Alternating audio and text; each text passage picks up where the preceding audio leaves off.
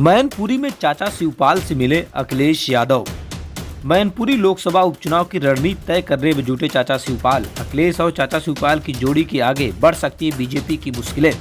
स्वर्गीय नेताजी के सपनों को साकार करेंगे अखिलेश। मैनपुरी में डिम्पल यादव का चुनाव जीतना लगभग तय है। चाचा शिवपाल से मिले अखिलेश, बीजेपी के नेताओं की उड़ गई नींद।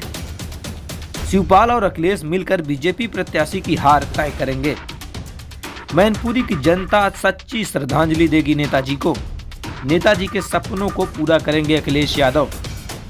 शिवपाल और अखिलेश मिलने के बाद बीजेपी की चाणक्य की भी नींद उड़ गई है।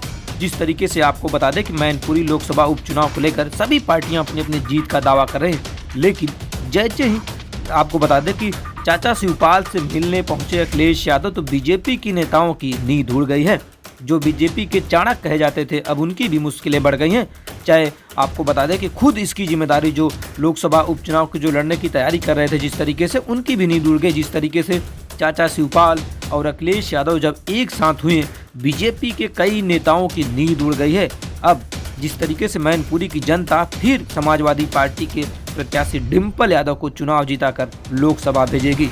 आपको बता दें कि जिस तरीके से अखिलेश यादव और शिवपाल यादव के कई घंटे तक चली मुलाकात के बाद अब जिस तरीके से आदित्य यादव, तेज प्रताप यादव, धर्मेंद्र यादव, तमाम नेताओं को अहम जिम्मेदारी मिली है। चाहे करहल की बात कर लें, चाहे अन्य विधानसभाओं की बात कर लें, तमाम विधानसभाओं में नई नई जिम्मेदारियां अखिलेश यादव और शिवपाल यादव ने लोगों को दे दी है। चाहे धर्मेंद्र की बात कर लें, चाहे तेज प्रताप यादव की बात कर लें, चाहे आदित्य यादव की बात कर लें।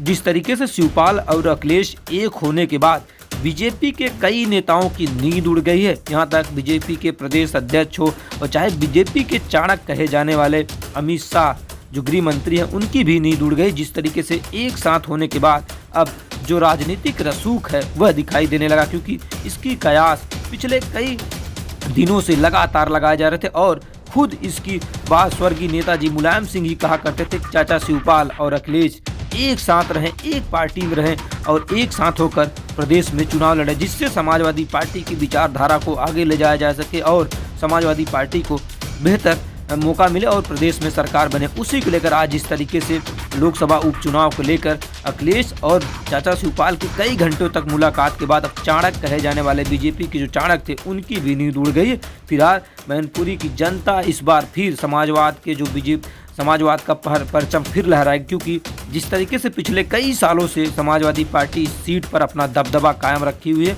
और इस नेताजी के निधन के बाद जो लोकसभा उपचुनाव की चुनाव हो रहा है उसमें फिर एक बार जो समाजवादी पार्टी की नेता हैं डिम्पल यादव पुनः चुनाव जीतकर लोकसभा जाएंगी।